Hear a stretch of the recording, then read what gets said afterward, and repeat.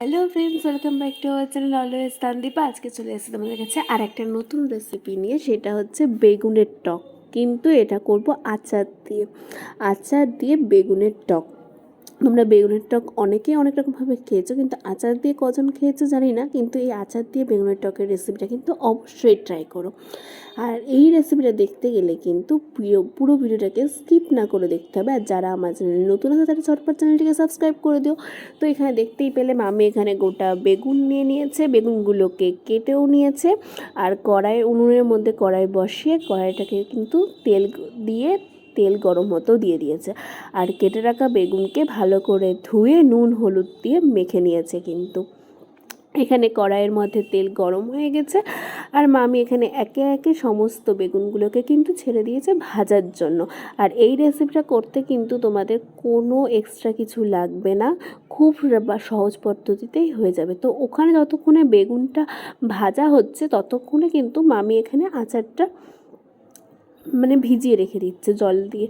একটা বাটির মধ্যে আচার নিয়ে, আমের আচার, অবশ্যই টক আমের আচার নিয়ে জল দিয়ে ওটাকে ভিজিয়ে রেখে দিয়েছে।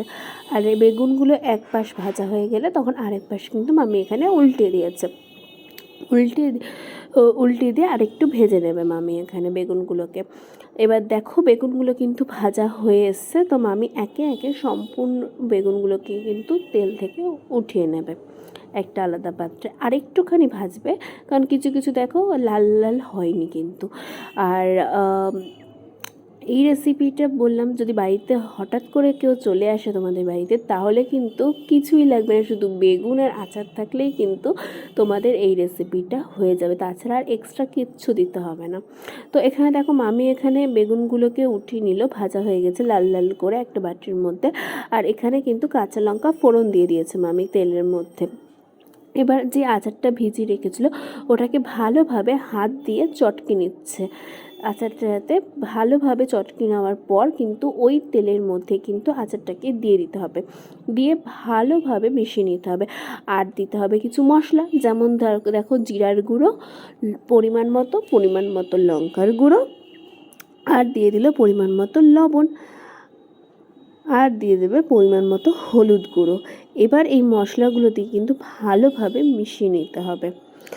দেখো মশলাগুলো আর আচারটা কিন্তু মামি ভালোভাবে তেলের সাথে মিশিয়ে নিচ্ছে। আর যেমন এই মশলাগুলো কিন্তু আমাদের বাড়িতে সবার কাছেই থেকে থাকে, আর আচার তো অনেকের কাছে থেকেই থাকে। আর বেগুন আর কিন্তু কিছুই লাগলো না, দেখলে বললাম না খুব সহজ পদ্ধতিতে এই রান্নাটা হয়ে যাবে।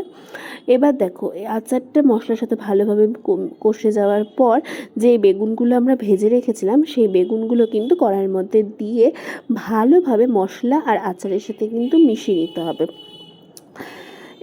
একটুখানি ভালোভাবে মিশিয়ে নেওয়ার পর তারপরে পরিমাণ মতো একটু চিনি দিয়ে দিতে হবে। দেখো মামি এখানে তোমাদের পরিমাণ মতো একটু সামান্য কিন্তু চিনি দিয়েছে, খুব একটা বেশি কিন্তু চিনি দেয়নি।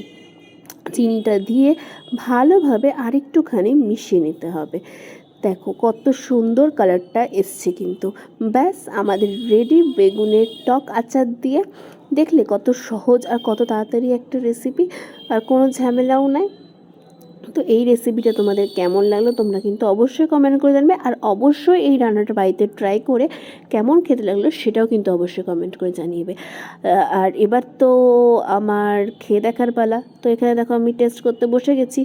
আমার তো খুবই ভালো লেগেছিলো, আমি প্রথমেই ট্রাই করেছিলাম সেদিন মামির সাথে গিয়ে। আর এটা কিন্তু গরম গরম রুটির সাথে গরম গরম ভাতের সাথে ভালো লাইক কমেন্ট শেয়ার যার সাথে